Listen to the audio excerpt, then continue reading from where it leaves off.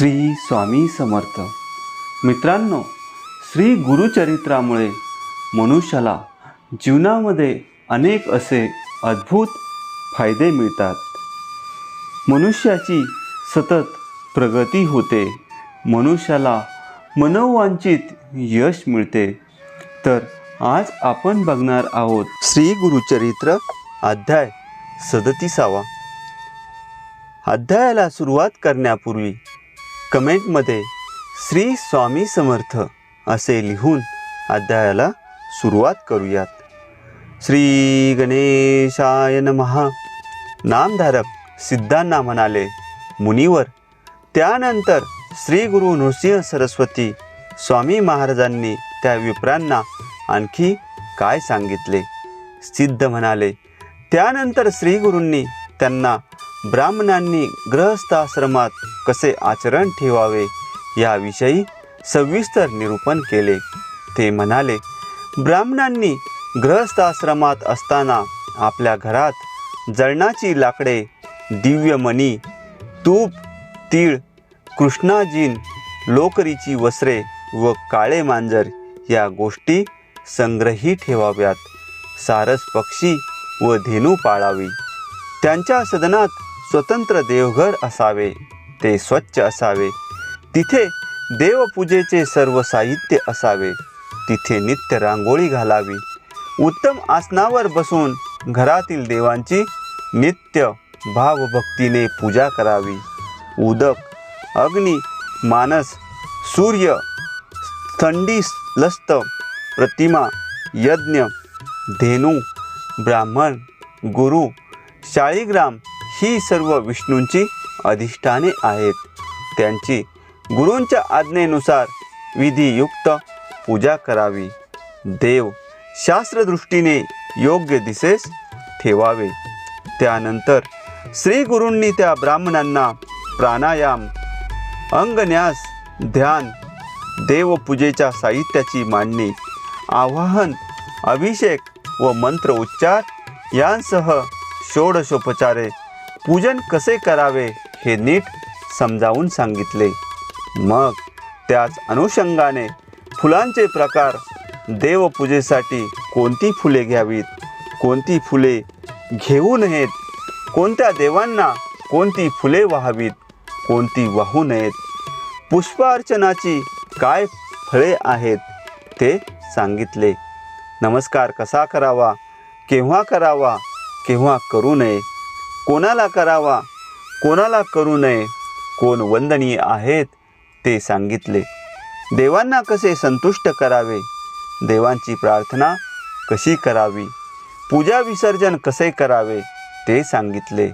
वैश्वदेवाचा विधी, अन्नदानाचे महत्त्व, अतिथीचे स्वागत कसे करावे, अतिथीच्या सेवेने काय पुण्यलाभ होतो, अतिथीची उपेक्षा केल्याने काय होते, भोजन करताना कोणते नियम पाळावे, मंडल कसे करावे, कोणत्या देवतांचे स्मरण करावे, कोणत्या दिशेला तोंड करून बसावे, भोजनाचे पात्र कोणत्या धातूचे असावे, पत्रावळींसाठी कोणत्या वृक्षांची पाने घ्यावीत, कोणती घेऊ नयेत ते सांगितले. मग आपोषण, चित्राहुती, प्राणाहुती, मौन याविषयी सांगून कसे जेवावे, किती वेळात जेवावे, जेवताना किती घास घ्यावेत, घास किती मोठा असावा, कोणाच्या संगतीत जेवावे, जेवताना कसे बसावे, कसे बसू नये, कोणत्या स्थानी जेवू नये, जानवे कसे ठेवावे, अन्न उष्टे कधी होते, जेवताना दीप का प्रदीप्त ठेवावा, स्वतःच्या पत्नीसाठी अन्न अवशिष्ट न ठेवल्यास कसा दोष लागतो यावर यथार्थ विवेचन केले. पाणी कसे प्यावे, कसे पिऊ नये, कुठले पाणी प्यावे, कुठले पिऊ नये, कोणत्या ठिकाणी पाणी पिऊ नये, जेवताना कोणते वस्त्र नेसावे ते सांगितले. जेवल्यावर आधी चूळ भरावी, मग हात धुवावे, मुख प्रक्षालन करावे, दात घासावे असा क्रम सांगितला. काय खावे, काय खाऊ नये, तिथी, वारी, दिवसा, रात्री कोणते अन्न पदार्थ निषिद्ध असतात, कोणते दूध वर्ज्य असते, पर्जन्य काळी कोणते पाणी धोक्याचे असते, कोणते अन्न शिळे असते, कोणाच्या स्पर्शाने अन्न अग्राह्य होते, तांबूल कोणी भक्षण करावा, कोणी करू नये, तांबूल तयार करताना पान कसे घ्यावे, तांबूल व सुपारी यांचे गुणदोष काय आहेत, भोजनानंतर काय करावे, झोपण्याची खाट कशी असावी, ती कोणत्या लाकडाची असावी, ती विणण्याचे शुभ मुहूर्त व शुभवार कोणते, त्याची काय फळे आहेत, कुठे कसे निजावे, कुठे निजू नये, रात्री शयन करताना कोणती स्तोत्रे म्हणावी, स्त्रीसंग केव्हा करावा केव्हा करू नये, स्त्रीसंग करताना कोणती काळजी घ्यावी, स्त्रीसंगाच्या वेळी पती आणि पत्नी यांच्या मानसिकतेचा गर्भावर काय परिणाम होतो वगैरे सूक्ष्म विचारही सांगितला. श्री गुरु त्या ब्राह्मणांना म्हणाले, अहो, अशा प्रकारे गृहस्थाश्रमात विवेकयुक्त सुविचारपूर्वक व शास्त्रविधीला अनुसरून वागणारा मनुष्य देवांनाही वंद्य होतो. त्यांना धन, मान, यश, सिद्धी, आयुष्य, आरोग्य आणि उत्तम संततीचा लाभ होतो. ते ऐकून त्या द्विजवर्यांनी अत्यंत कृतज्ञतेने श्री गुरूंचे पाय धरले व म्हणाले, स्वामी, तुम्ही खरोखरच उद्धार करते आहात.